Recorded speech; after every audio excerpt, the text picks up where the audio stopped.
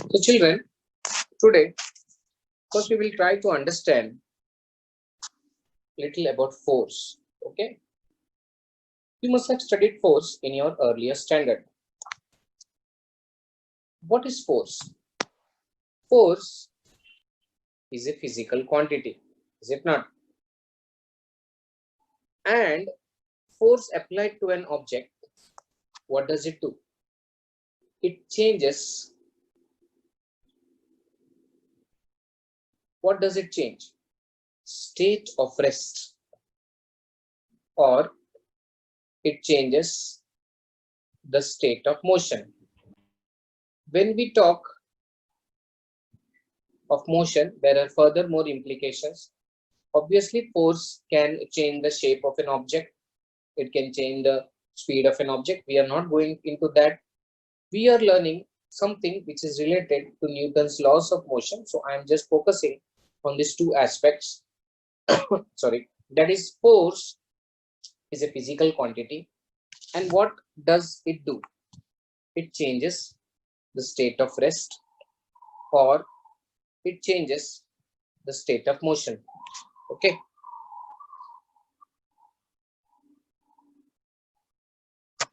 When I say force changes the state of rest, what it means is that if an object is at rest and you apply force to that object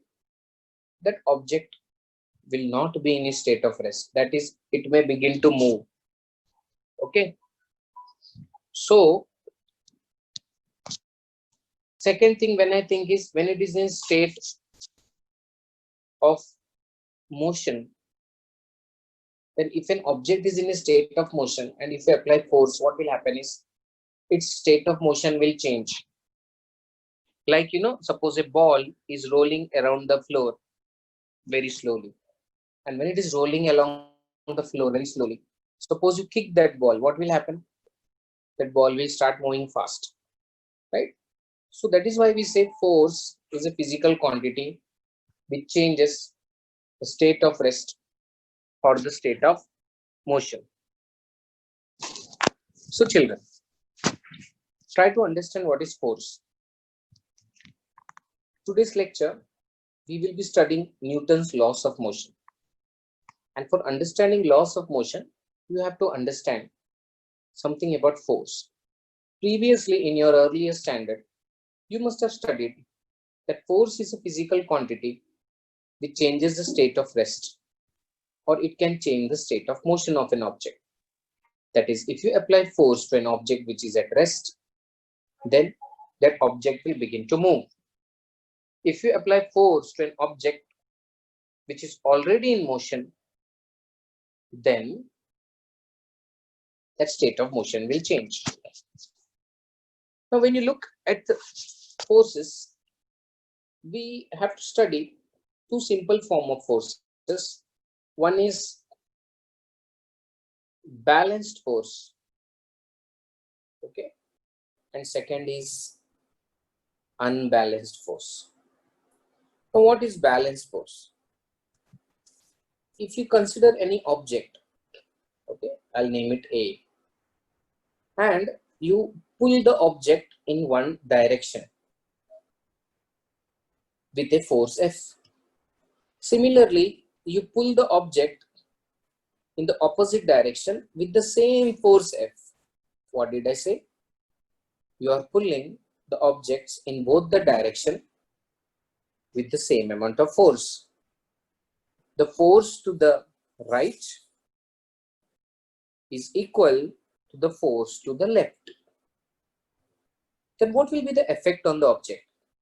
Will the object move to the left or will the object move to the right?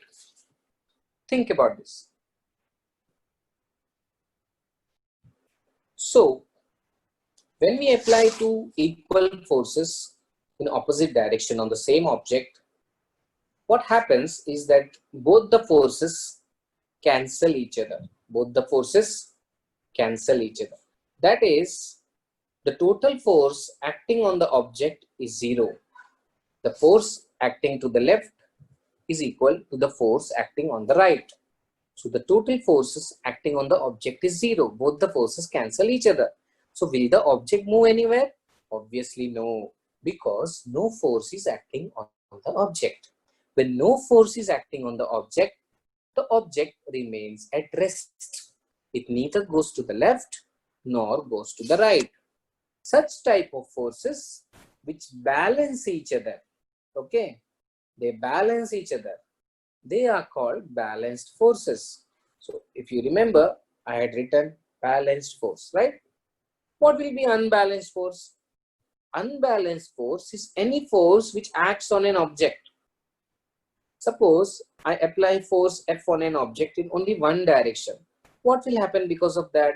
The object will get pulled from its position A, it will come to position B. This force is unbalanced force. What it is? Unbalanced force. Okay, this force is unbalanced force. Okay, so what are balanced forces? Balanced forces are two equal and opposite forces. These forces cancel out each other when they act on the same object. The result is that there is no force acting on the object.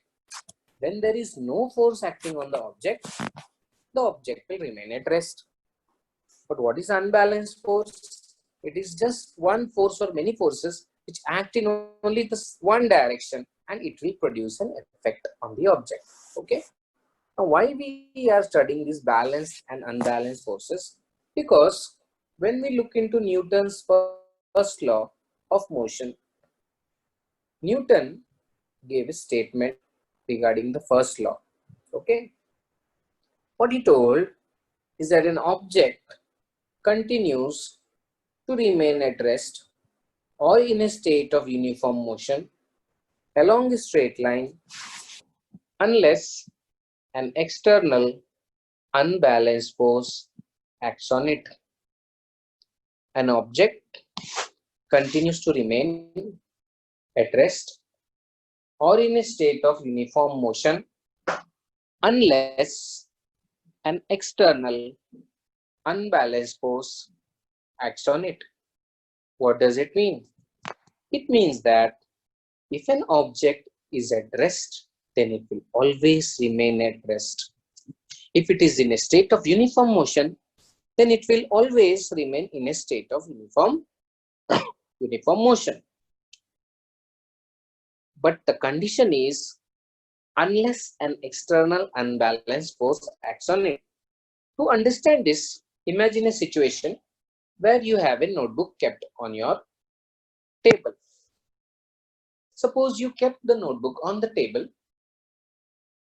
say on one day, that is Monday evening, and then you did not come near the table and you forgot about it, and next day morning when you came towards the table, will the book be there on the table?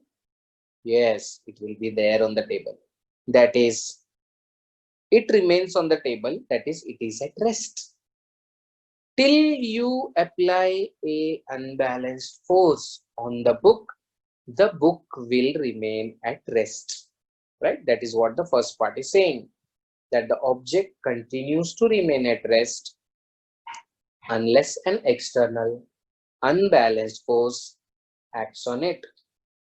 Till we apply an unbalanced force, the object will remain at rest. But what the second part says, or in a state of uniform motion along the straight line, that tells us that if an object is in a state of uniform motion, it will remain in a state of uniform motion. Now, children, it is very easy to understand the first part. That is, if an object is at rest, it will remain in a state of rest. If the object remains in a state of rest, it will be there, right? Because unless you push it or you apply an unbalanced force, it is not going to change its position. But the second part is a little confusing. That is, if the object is in a state of uniform motion, it will be in a state of uniform motion. So if an object is in a state of rest, it will remain in a state of rest. But if it is in a state of uniform motion, will it remain in a state of uniform motion? That is difficult for us to understand. So imagine that you are pedaling your cycle. Okay. When you pedal your cycle, you achieve some speed after some time. Is it not? What Newton tells you? Newton's law tells you that if you're in a state of uniform motion, you will always be in a state of uniform motion. That means if you pedal and you got some speed, will you be continuously moving then without pedaling? Just think about it.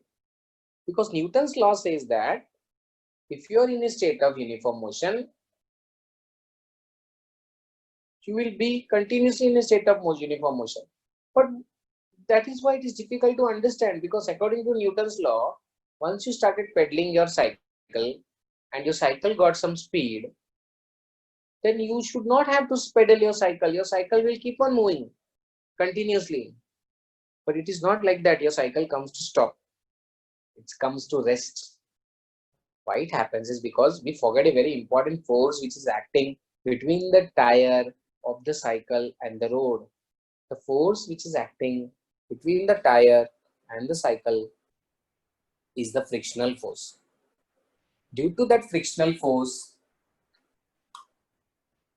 the cycle comes to rest. That is why this last line is given is unless an external unbalanced force acts on it. Imagine you are playing carom. Okay. Now while playing carom, you know that if you sprinkle the boric powder on the carom board, the surface becomes smooth, right? And it becomes easy to hit with the striker. So what is basically the carom powder doing? The carom powder is removing or decreasing, I'd better say decreasing, the frictional force between the striker and the carom board. Is it not? It is decreasing the friction. Imagine one of our students here today became a scientist. Okay. And he invented a boric powder. Such a boric powder that removes the frictional force totally between the striker and the carom board. What will happen if the frictional force between the striker and the carom board is removed? Can you imagine? If you remove the frictional force between the carom board and the striker, then you know what will happen? Once you hit with the striker will keep on moving continuously. Monday, Tuesday, Wednesday, you can go do your work, come, the striker will keep on moving. It will not stop. That is what Newton is saying. But in reality, it doesn't happen. In reality, the striker comes to rest.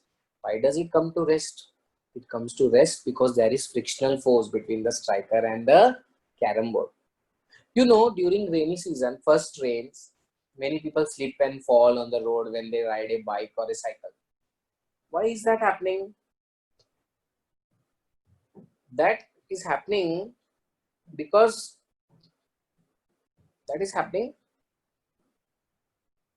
on the road there is oil, and when it rains, because of the oil, it becomes slippery. Okay, and it becomes slippery because the friction becomes less, and when the friction becomes less, it becomes difficult to ride or difficult to drive, right? So in our process of riding, we need friction. Okay, if we don't have friction, we will not be able to ride, we will fall. But what Newton's law tells us? Newton's law tells us that if an object is in rest, it will remain in rest, and if it will be in motion, then it will always be in a state of motion unless an external unbalanced force acts on it. Okay, so this is a very important law. Okay, try to understand this. If an object is at rest, it will always remain at rest. If an object is in motion, it will always remain in a state of motion. Okay, unless an external unbalanced force acts on it.